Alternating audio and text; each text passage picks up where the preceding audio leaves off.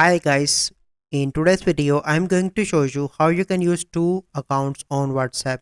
So first you need to do is to open Play Store and search for the WhatsApp. Click on that and you need to update your WhatsApp Messenger by clicking on this update. So once you complete that step, you need to do is to go and open WhatsApp.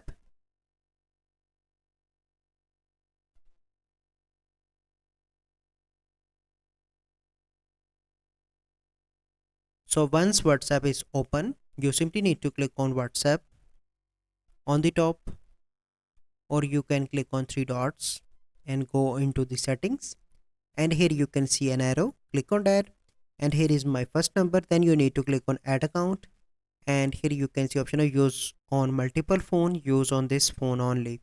So it is up to you. So I am going to use on this phone, and then you simply need to add an account by clicking on agree and continue.